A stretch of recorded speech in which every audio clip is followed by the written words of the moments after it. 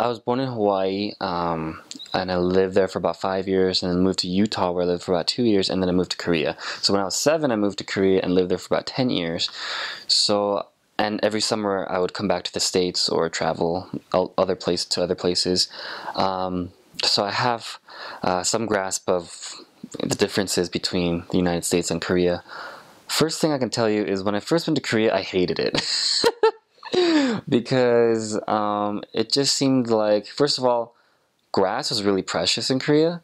It still is. Land is very precious in Korea. And so, in America, we have grass soccer fields. In Korea, we had sand soccer fields. That was like the first thing I noticed when I first went to Korea is everything is sand. And the soccer fields were in sand. And so if you fell, like, you got all this gravel, like, embedded in your legs, and it was just not pleasant at all. But and the little grass there is, they block it off with fences. But I thought you can walk on grass because if you're from the States, then duh, you walk on grass, right? So I started walking on the grass anyway, and then the security guard came, grabbed me by the ear, and threw me out of the park. And so from little experiences like that, I started not liking Korea at all.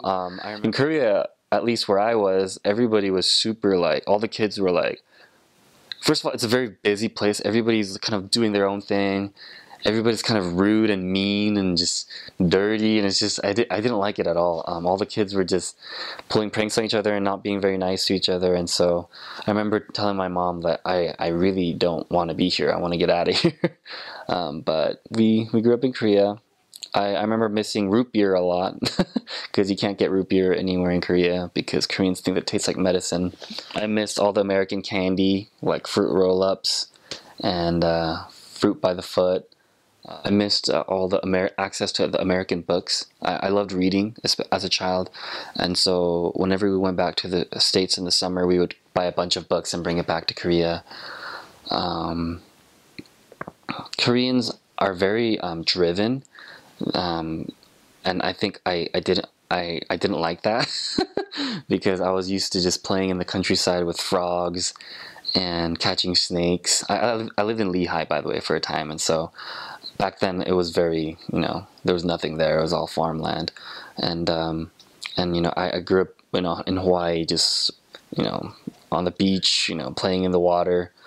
But in Korea, everybody was so just study, and I hated that. And I think as a teenager, I kind of had like this strong response against studying, and so there was a time where I didn't study very hard. Koreans, like a lot of my Korean friends, after school they would go to these cram schools where they would just study more and more and more and more and learn more and more until like midnight or something, and they'd come home, sleep, go to school, do that over and over again, day after day.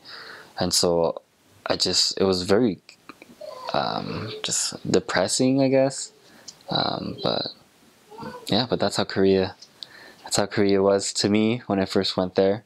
But now, like, I see how amazing, like, that Koreans are, because it's because of that hard work mentality that they were able to get out of poverty and become this, the wealthy, and have to enjoy the high standard of living they have today.